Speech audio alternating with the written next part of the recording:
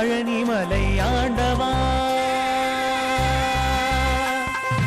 அழகான பழனிமலை ஆண்டவா, உன்னை அனுதின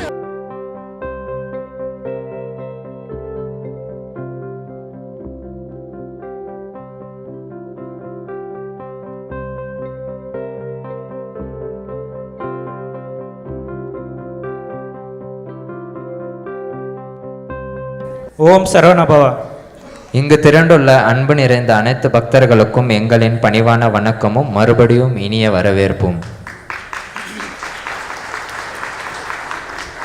இன்று ஒரு சாதாரண நாள் இல்ல, இன்று பக்தி நிறைந்த நாள், இன்று அருள் பொழியும் நாள். ஏனில் முருகர் வருவார். முருகன் என்பது நாம் வணங்கும் ஒரு தெய்வம் மட்டுமல்ல, அவர் வழி தெரியாத நேரத்தில் வழிகாட்டி, தளர்ந்த மனதிற்கு தைரியம், நம்பிக்கை இழந்தவர்களுக்கு ஒரு ஒளி. வாழ்க்கையில் பல நேரங்களில் நாம் என்ன செய்வது என்று தெரியாமல் நிற்கும்போது முருகனின் திருநாமம் மட்டுமே போதும். மனம் அமைதியாகும், எண்ணங்கள் தெளிவாகும். இந்த முருகர் வருவார் நிகழ்ச்சி ஒரு நிகழ்ச்சி மட்டுமல்ல, இது பக்தி, பண்பாடு, கலாச்சாரம், ஞானம் இவை அனைத்தும் ஒன்று இணைக்கும் ஒரு தெய்வீக அனுபவம். இன்று முழுது இசை, பஜனைகள், நடனைகள், உரைகள் அனைத்தும் முருகனுக்கே அர்ப்பணிக்கப்படுகிறது. இந்த புனித நிகழ்ச்சியில் பங்கேற்ற மதிப்புக்குரிய விருந்தினர்கள், உரையாளர்கள், கலையாளர்கள் அனைவரும் முருகனின் அருளால் தான் இங்கு வந்திருக்கிறார்கள்.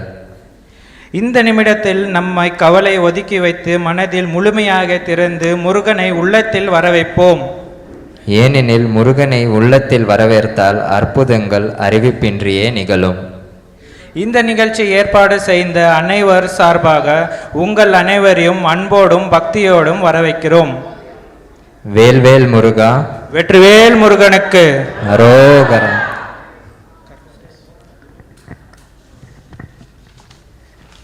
எல்லாருக்கும் வணக்கம். எப்படி இருக்கீங்க? ஒரு தாழ்மையான வேண்டுகோள், உங்களை விட்டு ரொம்ப தூரத்தில் நிற்கிற மாதிரி இருக்கு. கீழே போய் பேசட்டுமா? இல்லை நான் கீழே போய் அவங்க கூட பேசினா ஈஸியாக இருக்கும். ஏன்னா நிறைய ரொம்ப தூரமாக இருக்கிற மாதிரி இருக்குது. நானும் உங்களுக்கு ரொம்ப தூரமாக தெரிவேன். ரொம்ப நேரம் எல்லாருமே காத்திருக்கீங்கன்னு சொன்னாங்க. தாமதம் வந்ததுக்கு மன்னிச்சிருங்க. எல்லோரும் பெங்களூர்லேருந்து வந்திருக்கீங்களா இல்லை சென்னையிலேருந்து நிறைய பேர் வந்திருக்குன்னு எனக்கு மெசேஜ் அனுப்பிச்சிருந்தாங்க. இப்போ தான் பார்த்தேன். யாரெல்லாம் தைப்பூசம் விரதம் இருக்கீங்க? ரொம்ப சந்தோஷம். யாரெல்லாம் விரதத்தை பாதிலே முடிச்சிங்க? ஒரே ஒரு அம்மா தூக்குறாங்க. அம்மா கவலைப்படாதீங்க, கண்டிப்பாக உங்கள் வேண்டுதல் முருகன் சொல்லிட்டு என்னோடய முருகர் ஆராய்ச்சியில் அந்த வள்ளியூர் கோவில் வந்து நம்ம உலகத்தில் இருக்கிற எல்லா முருக பக்தர்களும் கொண்டு போய் சேர்க்கணும். அந்த பயணம் தான் எப்போ வரும் காத்துட்டு இருந்தேன். ஆனால் பெங்களூர் பயணம் வந்து என்றைக்குமே முருகர் எதிர்பாராம தான் சில ட்விஸ்ட் வைப்பார். அப்படி தான் இந்த நிகழ்ச்சியும் திடீர்னு நினச்சா பெங்களூருக்கு வர வச்சிடறாரு. அது வந்து உண்மையிலே இந்த பெங்களூர் மக்களோட அன்பும் முருகரோட சக்தியும் தான். எதிர்காலத்தில் இந்த முருகர் யுகத்தில் கர்நாடகாவும் இந்த பெங்களூர் பகுதியும் மிகப்பெரிய அளவுக்கு முருக சக்தியை செயல்பட வைக்க போது. அது வந்து நான் பல தடவை உணர்ந்திருக்கேன். அதுவும் ரொம்ப புனிதமான ஒடுக்குத்தூர் மகான் கோவிலில் நடக்கிறது வந்து பெரிய புண்ணியம். நீங்கள் என்ன இங்கே பார்க்க வந்ததை விட ஒரு 1000 மடங்கு சிறப்புனா இந்த மண்ணில் நிற்கிறதே ஒரு பெரிய விஷயம். நான் எங்கே இந்த நிகழ்ச்சி நடத்த போகிறீங்கன்னு கேட்குறப்போ ஒடுக்குத்தூர் மகான் சொன்னாங்க. அவ்வளோ சந்தோஷப்பட்டேன். ஏன்னா நான் வந்து இந்த இடத்துல வந்து தியானத்தில் உணர்ந்தது வந்து யாரெல்லாம் ரொம்ப அவமானப்பட்டு நீலாம் ஒன்றுமே இல்லை, நீலாம் வாழ்க்கையில் முன்னேறவே மாட்டேன் அப்படின்னு நினைக்கிற முருக பக்தர்கள் எல்லாரும் ஒரு வாட்டியாவது ஒடுக்குத்தூர் மகான்கிட்ட வந்து வேண்டிட்டு போங்க, கண்டிப்பாக உங்களுக்கு எல்லாமே கிடைக்கும் அப்படின்னு சொல்லியிருந்தேன். அதே மாதிரி நிறைய பேர் வந்து ஜீரோவில் இருந்த நான் வந்து இன்றைக்கி ஒரு 5 படியாவது ஏறி வந்திருக்காங்க சார்ன்னு சொன்னாங்க. அப்பேற்பட்ட ஒரு புனிதமன். முருக பக்தியில் வந்து மொழி, இனம், பேதம், மதம் எதுவுமே கிடையாது. முருகா அப்படின்னு நீங்கள் எந்த மொழியில் கூப்பிட்டாலும் சரி, தமிழே தெரியாமல் முருகான்னு கூப்பிட்டாலும் சரி, உங்களுக்கு அந்த முருக சக்தி வேலை செய்யும். நாளைக்கு தை கிருத்திகை, ரொம்ப முக்கியமான நாள். இதை வந்து நான் வாட்ஸ்அப் சேனல் தான் பதிவு பண்ணுன்னு இருந்தேன். ஆனால் இங்கே யாருக்காவது வந்தவங்களுக்கு உங்கள் குடும்பத்தில் அம்மாவோ அப்பாவோ இல்லை ரொம்ப நெருக்கமானவங்க, கணவரோ மனைவியோ ரொம்ப உடம்பு முடியாமல் இருந்தாங்கன்னா நாளைக்கு தை கிருத்திகை விரதம் இருங்க. ஏன்னா அந்த தை கிருத்திகைன்றது வந்து ரொம்ப பவர்ஃபுல்லான கிருத்திகை.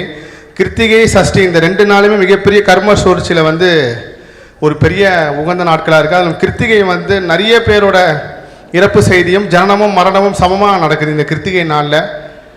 யாராவது உடம்பு சரியாமல் இருக்காங்க, ரொம்ப சிக்காக இருக்காங்கன்னா கிருத்திகை நாளைக்கு விரதம் இருங்க. உங்களால் முடிஞ்ச ஒரு வேளையோ இல்லை ஒரு நாளோ, அப்படி இல்லைன்னா நீங்கள் காலையிலேருந்து நைட்டு வரைக்கும் எதுவும் சாப்பிடாமல் சூரியன் அசமானதுக்கப்புறம் அவங்களுக்காக நலமாகணும், குணமாகணும்னு சொல்லி வேண்டியதுன்னா கண்டிப்பாக இந்த தை கிருத்திகை உங்களுக்கு நடக்கும். அதே சமயத்தில் உங்களால் முடிஞ்ச ஒரு பாலோ பன்னீரோ ஏதோ ஒன்று வந்து நீங்கள் முருகர் அபிஷேகத்துக்கு வாங்கி கொடுங்க. செவ்வாய்க்கிழமை ஒரு தைக்கிருத்திக்கு வந்து ரொம்ப விசேஷம். வேறு எதனா கேள்வி கேட்கணுமா? நீங்கள் மைக் கொடுக்க சொல்கிறேன், யாருக்கு என்ன கேட்கணுமோ கேளுங்கம்மா, நான் சொல்கிறேன். ஃபஸ்ட் டைம் உங்களை ஜூலை 10th பார்த்தேன். அப்போயே உங்ககிட்ட பேசணும்னு நினச்சேன், பட் பயத்தில் பேச முடியல. நானும் முருகன் அவ்வளோலாம் இதால் ஒரு 5 வருஷத்துக்கு முன்னாடி எங்கள் அக்கா கொஞ்சம் கன்சீவாக இருந்தப்போ அவங்களுக்கு உடம்பு முடியாமல் போயிடுச்சு. டாக்டர் வந்து நெக்ஸ்ட் டே கன்ஃபார்மாக இல்லைன்னு சொல்லிருந்தாங்க. அப்போ என் ஃப்ரெண்டு ஒருத்தர் இருந்தால் அவளுக்கு ஃபோன் பண்ணி கேட்டேன், இந்தமாதிரி அவளுக்கு ஷேர் பண்ணிக்கிறேன், டாக்டர் காத்தில் தான் கன்ஃபார்ம் பண்ணுவேன்னு சொன்னாங்க, எனக்கு கஷ்டமாக இருக்குன்னு. அவள் சொன்னான், முருகர் வேண்டிக்கின்னு ஒரு 5 ரூபாய் காயின்னு துப்பட்டால் முடிஞ்சு வை நல்ல இது வரும்னு சொன்னாங்க. அதுமாரி நான் வேண்டின்னு முடிஞ்சு வச்சேன். நெக்ஸ்ட் டே காத்தால் வந்து டாக்டர் ஸ்கேன் பண்ணோம்னா இல்லை, கன்ஃபார்ம் இல்லை, குழந்தை இதாகிடுச்சுனாங்க.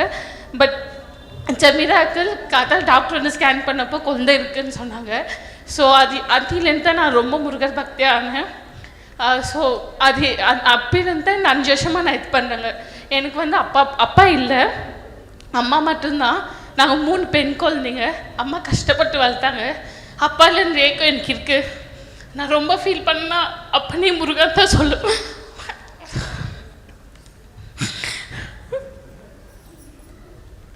பொறுமையாக சொல்லுங்கம்மா, பொறுமையாக சொல்லுங்கள்.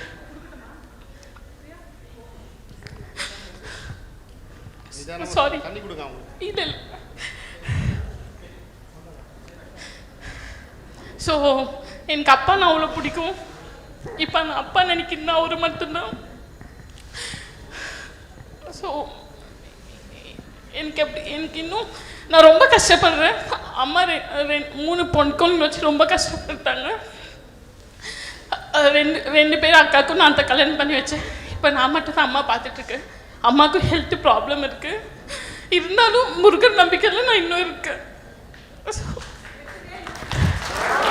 முடிஞ்சிச்சா இருக்குங்களா? திருச்செந்தூர் போயிருக்கீங்களா நீங்கள்? எப்போ போனீங்கம்மா கடைசியாக? 4 வருஷம் ஆச்சுங்க.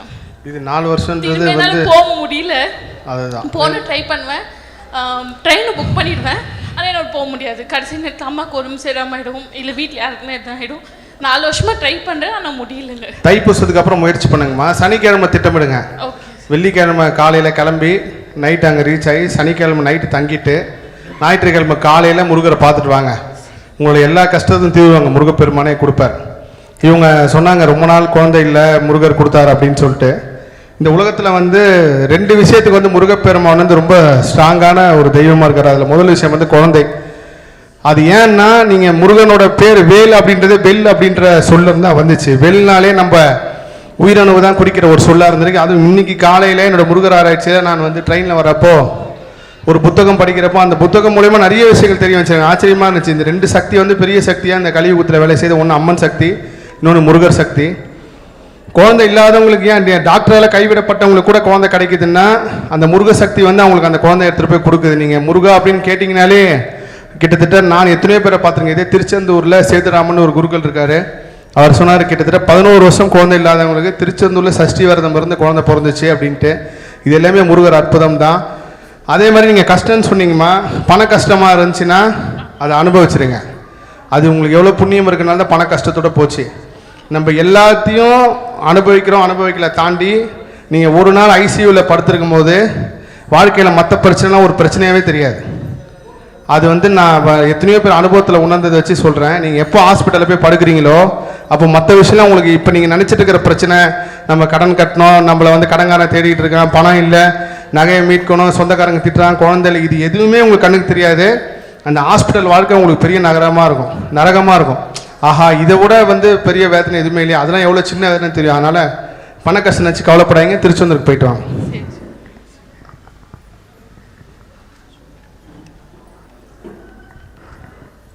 நமஸ்காரம் சார். நமஸ்காரம். வெற்றிவேல் முருகா சார். 3 வருஷமா உங்களை யூடியூப்ல மட்டுமே ஃபாலோ பண்ணி மேக்ஸிமம் பெனிஃபிட் கிடைச்ச ஒரு ஆள்னா அது நான் தான் இருப்பேன். என்னோட பேர் பிரியா சார். படிச்சு வளர்ந்த ஊர் பழனி சார். கேரளா நேட்டிவ். கேரளா ஞாபகம் வந்துச்சுங்க சார். இந்த புக்கு இன்னைக்கு காலையில் அல்சூர் சிவா சார் உங்கள் மூலமாக தான் எனக்கு அவர் கான்டாக்ட் கிடச்சிது. இங்கே பாட ஒரு அவசரம் கொடுத்தாங்க. என் கூட 3 பேர் வந்திருந்தாங்க. காலையில் பாடினோம் 4 பாடல்கள். அது பாடின அக்கா பாட்டு எழுதின அக்கா ஜெய வெங்கடலட்சுமி அவங்க வந்திருப்பாங்க. ஆனால் இவ்வளோ பெரிய நிகழ்ச்சி கண்டிப்பாக வந்திருப்பாங்க. ஆனால் காவடி பூஜை இருந்தது அவங்க ஊரில் பாலக்காடில். ஸோ அதனால் அவங்களால வர முடியல. அவங்க சார்பாக உங்கள்கிட்ட ஒன்று கேட்கணும்னு நினச்சேன் சார். இந்த புக்கு ஒரு காப்பி உங்களுக்கும் அனுப்பியிருந்தேன் சார். அது எல்லா இடத்துலையும் பூஜை பண்ண முடிஞ்சுதான்னு தெரியல. நீங்கள் எடுத்துகிட்டு போகும்போது எல்லா இடத்துலையும் பூஜை பண்ணுங்கன்னு சொல்லி ஒரு லெட்டரோட எழுதி கண்டிப்பாங்கம்மா. இவங்க இவங்க குரலை மட்டும் தான் கேட்டிருக்கேன். இப்போ தான் முதல் தடவை பார்க்குறேன். ஆமாம் சார். இது ஒரு வருஷமாக பேசிட்டு இருக்கீங்க கரெக்டுங்களா? இல்லை சார், மேலே இருக்கும். 2.5 வருஷமாக இருக்கும் சார். அது மாதிரி நீங்கள் எப்பவுமே மிதுன ராசிக்காரங்களுக்கு தான் தெய்வ குழந்தைகளுக்கு உதவி பண்ண முடியும்னு சொல்லுவீங்க. அதுவும் ரொம்ப ட்ரூ. மிதுன ராசி சக்தியில் ஒரு பெரிய ஒரு அற்புதமான ஒரு சகோதரி அவங்க. இவங்க குரலை மட்டும் தான் கேட்டிருக்கீங்க, தான் நேராக பார்க்குறேன். ஒரு பாட்டு பாடலாமா சார்? ஆமாம் பாடுங்கம்மா, தாராளமாக பாடுங்க. ரொம்ப தேங்க்ஸ் சார் வாய்ப்புக்கு. நவவீரர்கள் மாலை பாடுறேன் சார். அது யாருமே எழுதின மாதிரி எனக்கு தெரியல. பாடுங்கம்மா. சரணம் சரணம் கணபதி சரணம், சரணம் சரணம் கந்தா சரணம், சரணம் சரணம் கடம்பா சரணம், சரணம் சரணம் குமரா சரணம், சரணம் சரணம் கார்த்திகேய சரணம், சரணம் சரணம் காங்கேய சரணம், சரணம் சரணம் குஹனே சரணம், சரணம் சரணம் ஷண்முகா சரணம். ஞானத்தின் வடிவாய் நிற்பவனவனே, ஞானத்தை காக்கும் தெய்வமும் அவனே, ஞான பழமாய் நிற்பவனவனே, ஞானானந்தனும் அவனே தானே. சரணம் சரணம் கணபதி சரணம், சரணம் சரணம் கந்தா சரணம், சரணம் சரணம் கடம்பா சரணம், சரணம் சரணம் குமரா சரணம். விண்ணவர் போற்றும் வேலாயுதனே, விக்னங்கள் தீர்க்கும் விநாயகன் தம்பியே, நவரத்னங்களிலிருந்து வந்த வீரர்கள் நவவீரர்கள் என்ற பெயரும் கொண்டாட அருளை தருவாய்.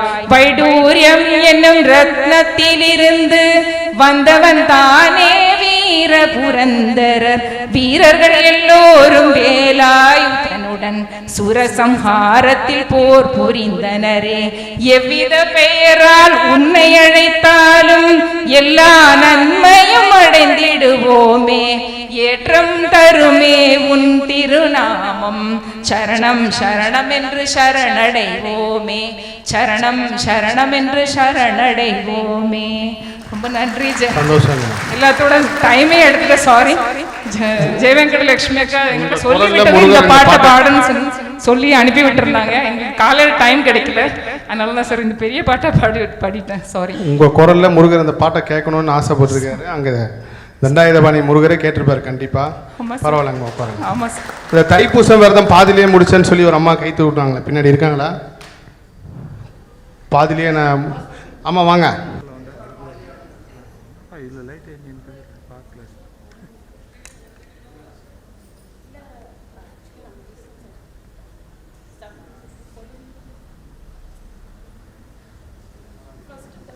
நேற்று வடப்பள்ளி கோவிலில் இந்த முருகர் மேலேருந்து இந்த பூ இது எனக்கு கொடுத்தாங்க.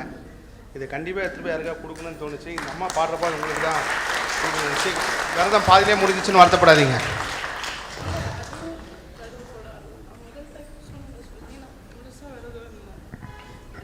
என்ன ராசி இருக்கு?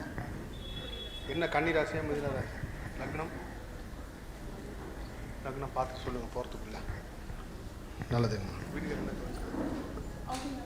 என்ன தொழில் செய்கிறார் வராங்க? அவர் என்ன ராசிங்கம்மா? லக்னம் 2 பேர் லக்னம் பார்த்து சொல்லுங்க. நீங்கள் சொல்ல நட்சத்திரம் லக்னம் வேறு கேட்டு சொல்லுங்கள். முருகர் மேலேருந்து உங்களுக்கு பூ வச்சுங்க. ஆமாம் ஆமாம் மைக் கொடுங்க. ஆமாம் உட்காந்தே கேளுங்கம்மா பரவாயில்ல. அண்ணா நான் லாஸ்ட் டைம் கூட உங்கள் மீட் பண்ணேன். நான் பேச முடியலன்னா ஒரு 3 இயர்ஸ்லேருந்து உங்கள் யூடியூப் வீடியோ பார்க்குறேன். எல்லாமே மனோலட்சணை தானா? பிகாஸ் முருகர் நல்லா வச்சுருக்காரு. பட் ஹஸ்பண்ட்லேருந்து பிரிஞ்சிருக்கு. நான் ஒரு single mother, 11 year old daughter. எல்லாமே எடுத்துன்னு போயிட்டாருன்னா என்னோட மாமா பையன் தான். அப்பா அம்மா இப்போ ரொம்ப நொந்து போயிட்டு இருக்காங்க. ஸோ ஆனால் வேலையில் கூட பிரச்சனை, ஒரு வேலையில் நிற்க மாட்டேன், ஏதாவது ஒரு பிரச்சனைன்னா. ஸோ அதான் உங்களுக்கு கேக்கு. என்ன ராசிங்கம்மா நீங்கள்? ரிஷப ராசி, விருச்சிக லக்னம். திருத்தணி போயிருக்கீங்களா? இல்லைண்ணா. திருத்தணிக்கு போயிட்டு வாங்க. அம்மா அப்பாவுக்கு அங்கே தான் கல்யாணம் ஆச்சுண்ணா. நீங்கள் பேசுகிறப்ப திருத்தணி முருகர் தான் வந்து நிற்கிறார். திருத்தணிக்கு போங்க, முருகர் உங்களுக்கு வழி கட்டுவார். கண்டிப்பாக நீங்கள் அந்த திருத்தணி முருகரை பார்க்குறப்போ உங்கள் வாழ்க்கையில் அடுத்த கட்டத்துக்கு உண்டான வழியை முருகரே காட்டுவார். வெள்ளிக்கிழமை மணிக்கு போயிட்டு வாங்கம்மா. சரிண்ணா. ஃப்ரைடே அன்னைக்கு ஓகே. முடிஞ்சால் ஒரு 2 மணி நேரம் கோவிலே இருந்துட்டு வாங்க. அடுத்தது ஆமாம் சொல்லுங்கள். அண்ணா வணக்கம்ண்ணா, என் பேர் குமாரி. எனக்கு இப்போ வாழ்க்கையே ரொம்ப பிரச்சனை தான். என்ன பண்ணணும்னு எனக்கு தெரிய மாட்டேங்குது. என்ன பிரச்சனைங்கம்மா சொல்லுங்கள். ஏன்னா எனக்கு வந்து பிரச்சனை நிறைய பிரச்சனை இருக்குது. மனப்பிரச்சனை இருக்குது, பணப்பிரச்சனை இருக்குது, நோய் பிரச்சனை இருக்குது. அதை தாண்டி நிறைய பிரச்சனையாக இருக்குது. எல்லா வசதியும் இருந்து ஒரு வேளை சாப்பிட முடியாத ஆள் கூட நான் பார்த்துருக்கேன். என்ன பிரச்சனை உங்களுக்கு? எனக்கு வந்து 12 வயசில் மேரேஜ் பண்ணாங்க. மேரேஜ் பண்ணதுலேருந்து தான் ஃபுல்லாக பிரச்சனை தான். இது வரைக்கும் இப்போ வரைக்கும் தனியாக தான் போராடிட்டு இருக்கேன். எத்தனை பசங்க உங்களுக்கு? 2 பசங்க. அழாதீங்க, என் நம்பர் வாங்கிக்கிங்க, கூப்பிடுங்க, ஃபோனில் கண்டிப்பாக சொல்கிறாங்கம்மா. அழாதீங்க. இன்னொரு முக்கியமான விஷயத்தை வந்து சொல்லணும். நிறைய பேர் பண்ணுற தவறு வந்து நான் கர்ம ஆராய்ச்சியில் உணர்ந்தது என்னென்னா, எல்லா மனிதருக்கும் அது ஆணோ இல்லை பெண்ணோ எல்லாருக்குமே 27 வயசில் வந்து ஒரு கல்யாண யோகத்தை இயற்கையே கொடுக்குது. அவங்களோட கிரகம் எவ்வளோ மோசமாக இருந்தாலும் சரி, அவங்க விதி எவ்வளோ மோசமாக இருந்தாலும் சரி, அந்த 27 வயசு வரப்போ யாரெல்லாம் இந்த கல்யாண வாய்ப்பை விட்றாங்க